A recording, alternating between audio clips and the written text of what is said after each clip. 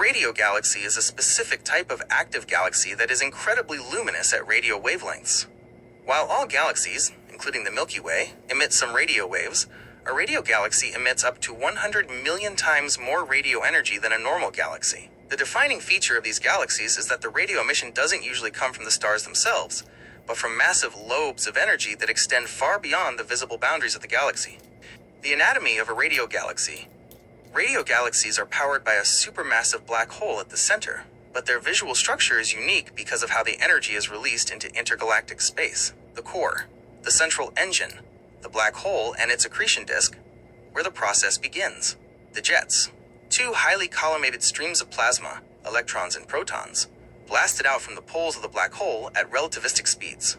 The lobes, vast cloud-like structures at the end of the jets. When the jets hit the thin gas of intergalactic space, they spread out, creating giant reservoirs of radio-emitting plasma. Hotspots, intense, bright points within the lobes where the jet material is actively slamming into the surrounding medium. Classification, Fanaroff-Riley, FR types. Astronomers classify radio galaxies based on where their brightest radio emission is located. 1. FRI, plumed. These are brightest toward the center. Their jets are decollimated, meaning they fade out and turn into turbulent plumes as they move away from the core. 2. FR2, edge-brightened. These are the most powerful. Their jets remain tight until they hit the hot spots at the very edges of the lobes. These are often associated with the most massive elliptical galaxies.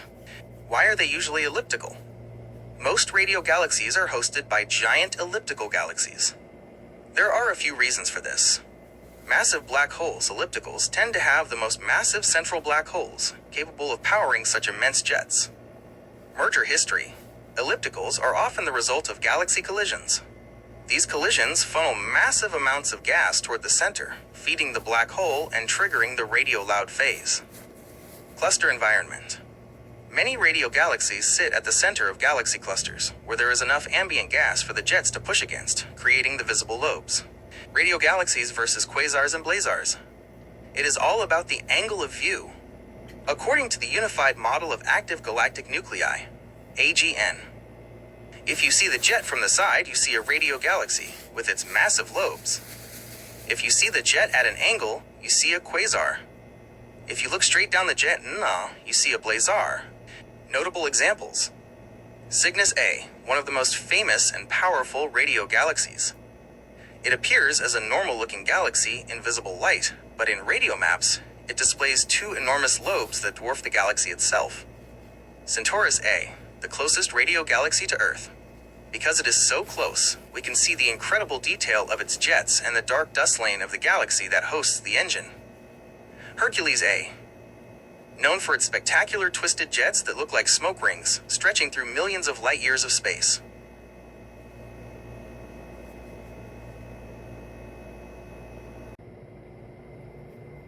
Active galactic nuclei, AGN, are the most luminous and energetic persistent objects in the universe. An AGN is a compact region at the center of a galaxy that emits a colossal amount of energy, often outshining all the hundreds of billions of stars in the rest of the galaxy combined. This energy is not produced by stars, but by the gravitational power of a supermassive black hole, SMBH. The engine, the unified model. While AGNs can look very different depending on how we see them, most astronomers agree they share the same basic anatomy. This is known as the unified model. The central black hole, a supermassive black hole, millions to billions of solar masses, acts as the gravitational anchor. The accretion disk, matter, gas and dust, spiraling toward the black hole, flattens into a disk. Friction and gravity heat this material to millions of degrees, causing it to glow intensely across the electromagnetic spectrum.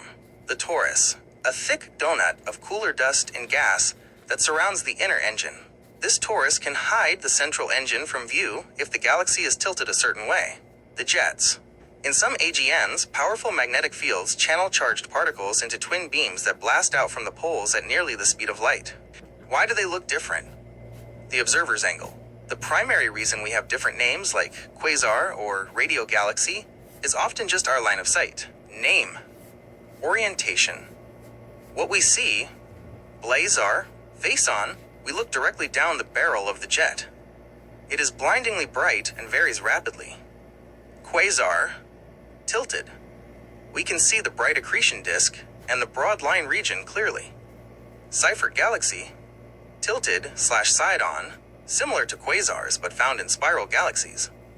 The host galaxy is still clearly visible. Radio galaxy, side-on. The central engine might be hidden by the dust torus, but we see massive radio-emitting lobes. Types of AGN. AGNs are broadly categorized into two main groups based on their radio emissions. 1. Radio-quiet AGNs. The most common type. They emit a lot of light, but very little radio energy. SEYFERT galaxies, usually spiral galaxies with extremely bright cores. Radio-quiet quasars, extremely distant and luminous objects that lack strong radio jets. 2. Radio-loud AGNs.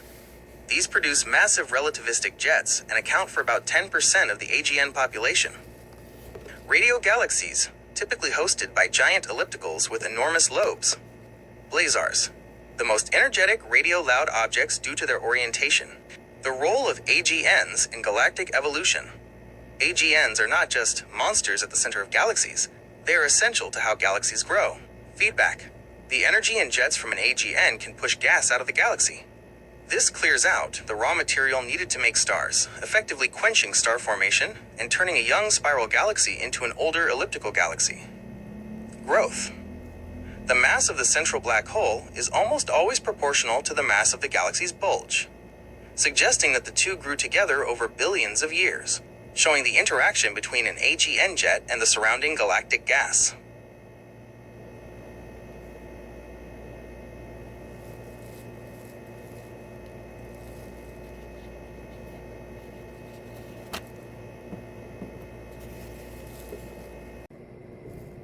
SEYFERT galaxies are a specific class of active galactic nuclei, AGN, that are typically hosted by spiral galaxies. Named after the astronomer Carl Seyfert, who first identified them in 1943, they are unique because, unlike quasars, the host galaxy remains clearly visible despite the incredibly bright nucleus.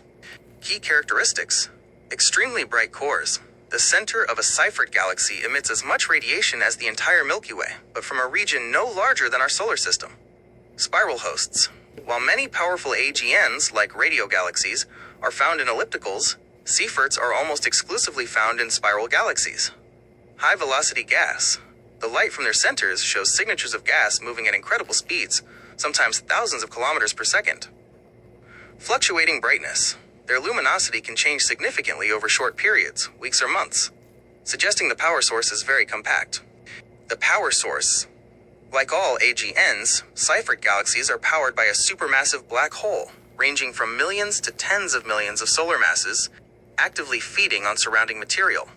As gas spirals into the black hole, it forms an accretion disk that heats up and glows intensely in the ultraviolet and X-ray spectrums. Classification: Type 1 versus Type 2. Astronomers divide SEYFERT galaxies into two main types based on the lines of light, spectra, they emit. This difference is usually explained by the angle at which we view the galaxy. SEYFERT 1. What we see. We have a clear, unobstructed view of the central engine. Signature. Both broad and narrow spectral lines. The broad lines come from gas moving very fast near the black hole. SEYFERT 2. What we see. We are viewing the galaxy from the side, and a thick donut of dust, the torus, hides the central engine. Signature. Only narrow spectral lines are visible, coming from slower-moving gas further away from the center. SEYFERT versus quasar. The main difference is one of scale and distance. Quasars are much more powerful, and are usually found billions of light-years away. They are so bright they completely wash out the surrounding galaxy. SEYFERT galaxies are lower-power cousins. They are much closer to us, allowing us to study the relationship between the active nucleus and the spiral arms of the host galaxy. Notable examples: Messier 77, NGC 1068, one of the closest and most studied SEYFERT galaxies located in the constellation Cetus. Circinus Galaxy, a nearby SEYFERT 2 galaxy that shows massive rings of gas being ejected by the central black hole. NGC 4151, often called the Eye of Sauron due to its striking appearance and highly active core.